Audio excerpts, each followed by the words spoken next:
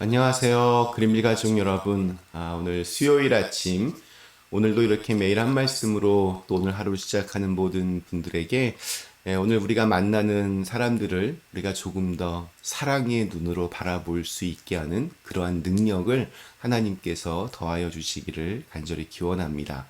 자, 오늘 저희는 고린도전서 우리 10장 23절에서 28절의 말씀으로 함께 이 아침 시작하도록 하겠습니다. 고린도전서 10장 23절에서 28절의 말씀. 모든 것이 가하나 모든 것이 유익한 것은 아니요 모든 것이 가하나 모든 것이 덕을 세우는 것은 아니니 누구든지 자기의 유익을 구하지 말고 남의 유익을 구하라. 무릇 시장에서 파는 것은 양심을 위하여 묻지 말고 먹으라. 이는 땅과 거기 충만한 것이 주의 것임이라. 불신자 중 누가 너희를 청할 때에 너희가 가고자 하거든 너희 앞에 차려놓은 것은 무엇이든지 양심을 위하여 묻지 말고 먹으라. 누가 너희에게 이것이 재물이라 말하거든 알게 한 자와 그 양심을 위하여 먹지 말라. 아멘. 네, 우리 고린도 교회 안에는 이런 부류의 사람들이 있었습니다. 괜찮아, 괜찮아. 하나님은 자비로우시잖아. 주님께서 우리의 모든 죄를 다 용서하신다잖아.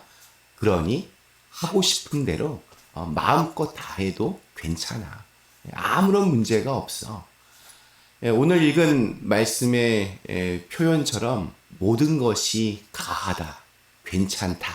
이렇게 말하며 자유를 외치는 사람들이 있었습니다. 그러나 이것은 바울이 말하는 자유를 잘못 이해한 것입니다. 진정한 자유는 용기입니다. 나는 할 수 있지만 주님을 위하여 또 다른 누군가를 위하여 하지 않는 자유가 있습니다. 무엇인가를 가질 자유만 있는 것이 아닙니다. 버릴 자유도 있어야 합니다. 그러니까 중독을 생각하면 쉽게 이해할 수 있습니다. 도박에 빠진 분들 보면 내 돈 내고 내 시간에 내가 하는데 이게 무슨 죄냐 이렇게 항변합니다.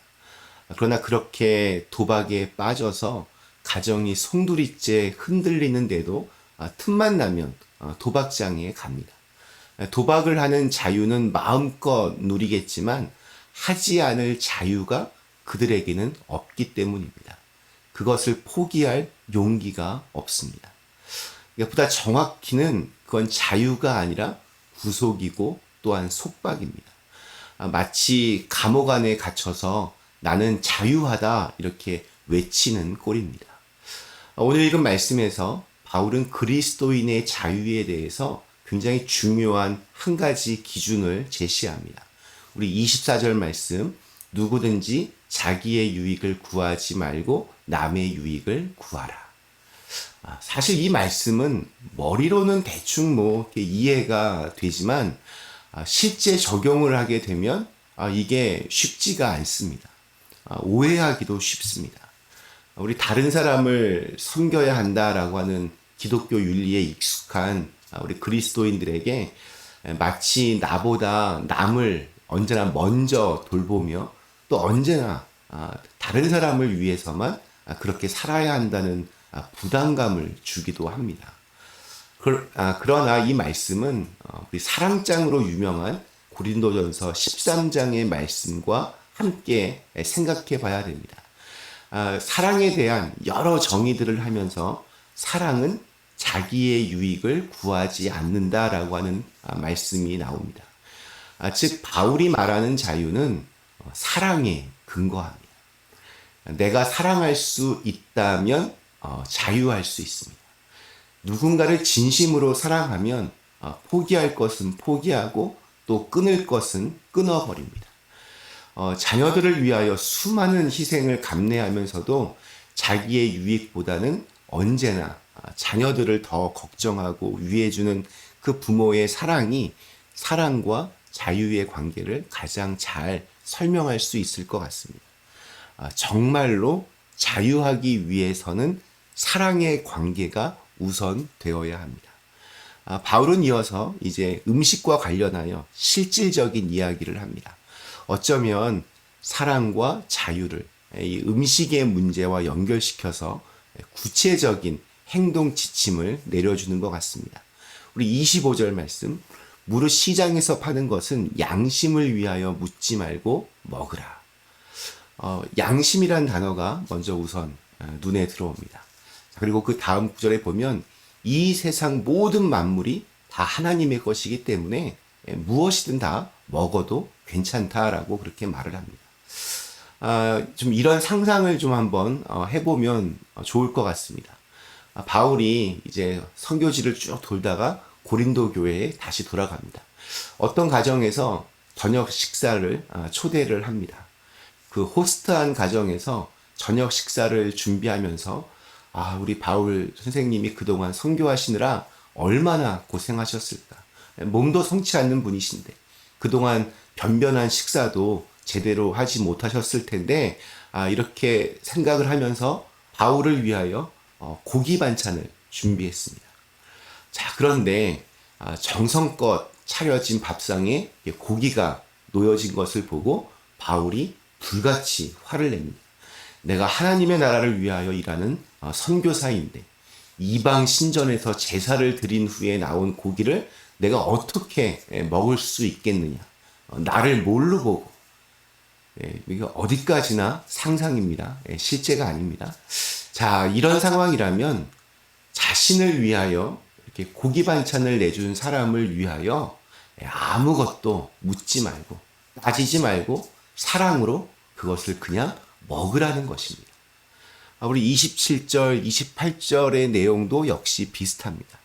다시 상상의 나래를 펴서 바울을 호스트한 그 사람이 고기를 내놓는 것이 이게 좀 찜찜합니다.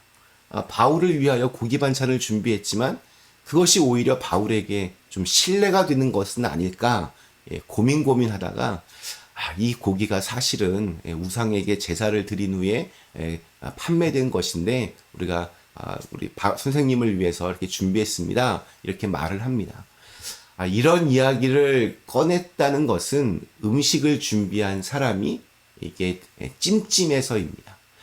제사 음식을 먹는 것이 이게 자유롭지 못하고 양심에 찔렸기 때문에 이런 말을 하는 겁니다. 이런 경우에는 그 사람을 위하여 또 그 사람의 그 양심을 위하여 먹지 말라 이렇게 말하고 있습니다. 바울에게는 또한 우리 그리스도인들에게는 어떠한 것도 먹을 수 있는 자유가 있습니다. 또한 어느 누군가를 위해서 먹지 않을 자유도 있습니다. 그리고 그 중심에는 사랑이라고 하는 기준이 있는 것입니다. 오늘 이야기를 종합해서 한마디로 이렇게 정리해 보면 이럴 것 같습니다. 너무 까탈스럽게 굴지 말라. 우리 그리스도인들은 선과 악 이렇게 이분법적인 눈으로 겉으로 드러난 다른 사람의 말과 행동을 판단하려고 하는 나쁜 버릇이 있습니다. 그러나 그것이 지나치게 되면 나도 모르는 사이에 바리새인이 되는 것입니다. 누구나 실수를 하고 누구나 잘못을 하는데 자꾸 거기에만 초점을 맞추면 나의 삶 역시 부정적이 되고 또 지나치게 예민해집니다. 자유롭지 못하게 됩니다. 한 번쯤 좀 더 생각해야 합니다. 왜 그랬을까? 의도가 무엇이었을까? 진의가 무엇일까? 진심이 무엇일까? 우리가 다른 사람에 대해서 이렇게 이러쿵 저러쿵 말하는 것의 대부분은 그냥 겉으로 드러난 껍데기에 불과합니다. 그 중심이 아닙니다. 우리는 마음의 중심을 보시는 하나님을 믿기 때문에 우리 역시 다른 사람의 중심을 볼 수 있어야 하고 또한 그 중심을 볼 수 있게 하는 능력이 바로 사랑입니다. 더 많이 사랑하면 더 많이 보이기 때문입니다. 오늘 우리에게 주신 하루 내가 만나는 사람들을 조금 더 사랑의 눈으로 볼 수 있도록 그래서 그들의 중심을 좀 더 많이 볼 수 있고 또 우리를 이렇게 사랑하는 사람들과 함께 살게 하시는 하나님께 감사할 수 있는 그런 시간들이 되시기를 간절히 기원합니다. 우리 잠시 함께 기도하시겠습니다.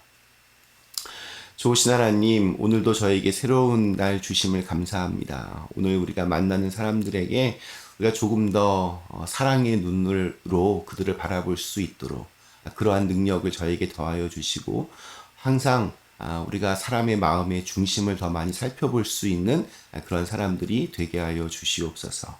예수님의 이름으로 간절히 기도드리옵나이다. 아멘.